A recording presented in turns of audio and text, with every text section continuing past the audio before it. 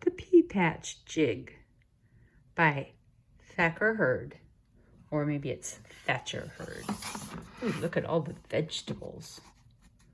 There's tomatoes and watermelon and peas and carrots and eggplant and corn, peppers, strawberries. Now, the Pea Patch Jig. That's a pretty farm. A head of lettuce.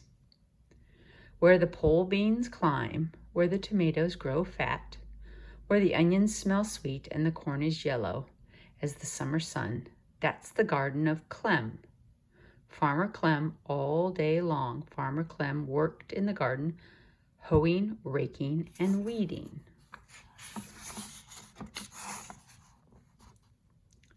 Farmer Clem was so busy gardening that he didn't see the tiny family that lived at the edge of the garden. Father Mouse, Mother Mouse, and Baby Mouse. Clem's garden was their garden too, though Farmer Clem didn't know it.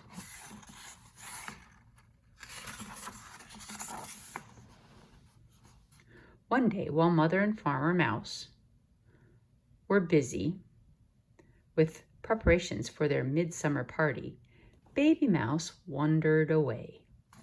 Uh-oh. Baby Mouse walked past the beets, corn, onions, and parsley.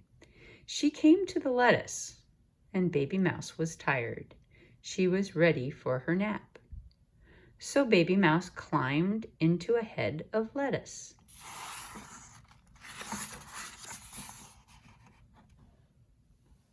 Mother called out, "Baby, where are you?" Baby didn't answer. Father yelled, "Baby, come home." Baby didn't answer. Baby was fast asleep. Meanwhile, Farmer Clem came out of his house to gather vegetables for his dinner. He picked tomatoes, he picked carrots, he picked a big zucchini, and he picked the head of lettuce in which Baby Mouse was fast asleep. Mother and Father Mouse soon discovered the disaster. They looked through Farmer Clem's kitchen window. He was making a salad. A salad! Father Mouse ran to the top kitchen shelf and peered over the big zucchini. Mother Mouse stayed behind the tomato.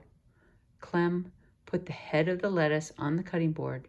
He took out his knife and he raised his knife, and Father Mouse yelled, "Timber!" and he pushed the big zucchini off the shelf, and thwack!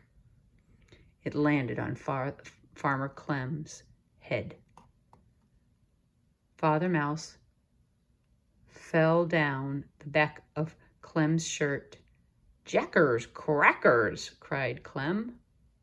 And Mother Mouse reached deep into the lettuce, and there was Baby still asleep. Father Mouse fell out of Clem's shirt, and he ran past the dishwasher. He ran past the blender. Father Mouse, Mother Mouse, and Baby Mouse jumped out the window.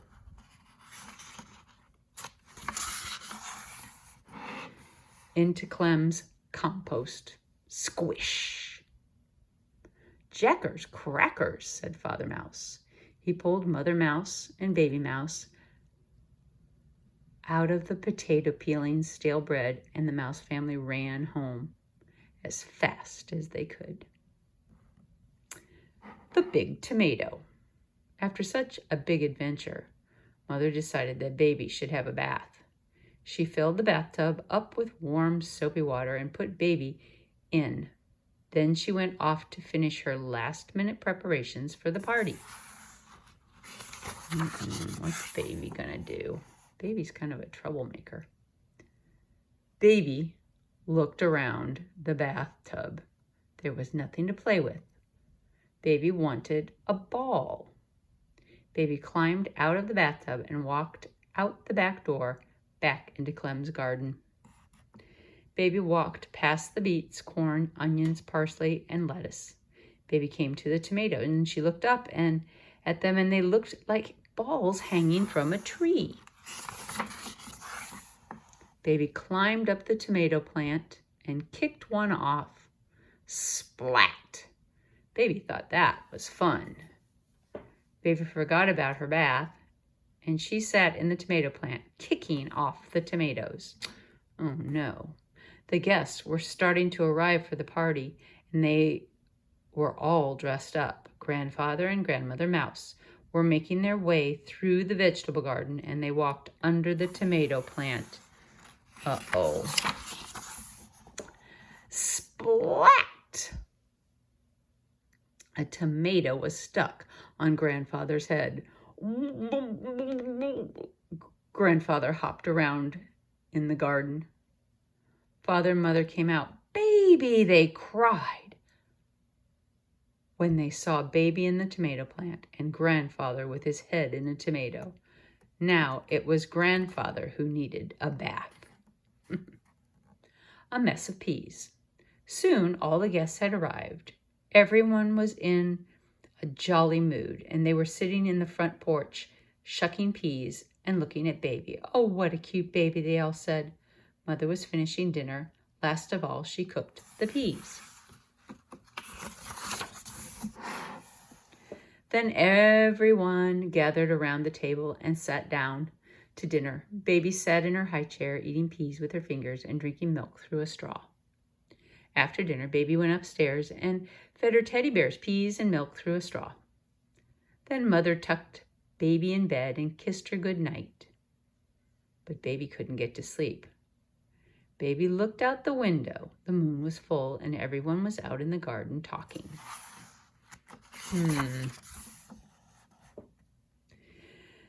Baby took out her straw and started to shoot leftover peas with it. Ouch! Grandfather said. Ouch, said Grandmother. Darn mosquitoes, said Father. No one saw Baby shooting peas in the dark. Then Baby saw something no one else saw. Something creeping through the lettuce on tiptoe. Something with red fur and sharp teeth, hungry for little morsels of mouse. P'too! Baby shot a pea.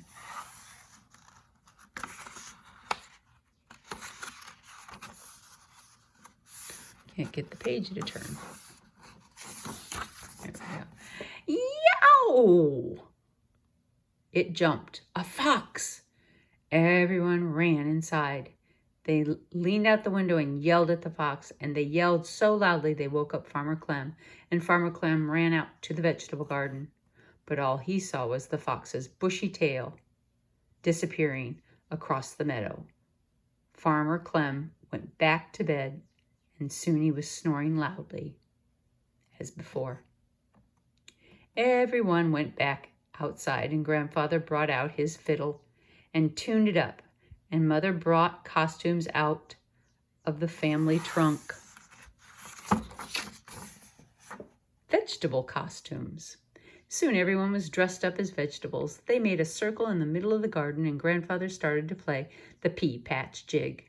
Everyone danced beneath the midsummer moon.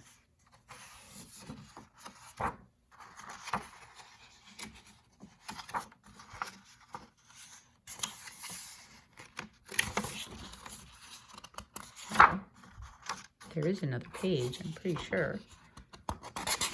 There it is.